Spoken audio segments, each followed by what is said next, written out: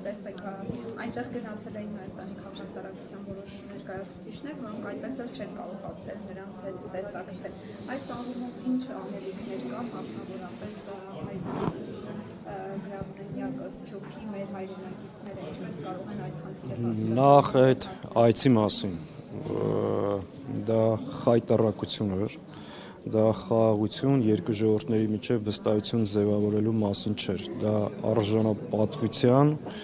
կորստի եւ հայկական շահերի սպասարկումից առհասարակ հրաժարվելու դրսեւորում էր։ Ադրբեջանը պետք է իմանա եւ Ալիևի վարչակազմը, որ ինքը ում հետ որ հանդիպել է, դրանք հայ ժողովրդի հետ որևէ կապ եւ առնչություն չունեն։ Իրենք հանդիպել են իրենց ազդեցության գործակալների հետ։ Հետևաբար նրանք չեն կարող ներկայացնել հայկական կողմը եւ հայ ժողովրդին։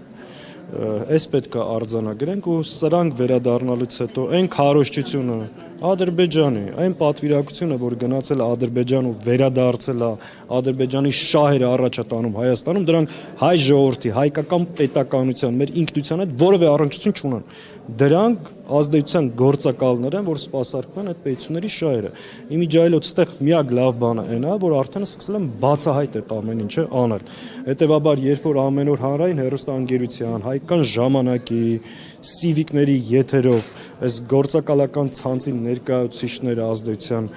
հարցազրույցներ են ունենում, պետք է հասկանան իրենք որ պետությունն են ներկայացնում Հայաստանում։ Իսկ ինչ վերաբերում է Բաքվում գտնվող մեր ռազմագերիներին, այս հայ ժողովրդի ամոթն է, խայտառակությունն է, իրանք նաև Բաքվում են այս իշխանության գործունեության արդյունքում եւ Հայաստանի այսօրվա վարչախումբը անմիջական մեղսակցություն ունի Արցախի հայաթափման, էթնիկ զտման, ցեղասպանության եւ Բաքվում գտնվող ռազմագերիների հարցով։ Իրանք ինչ ուզում է ասեն, այդ հարցով չեն զբաղվել ու շարունակում են չզբաղվել։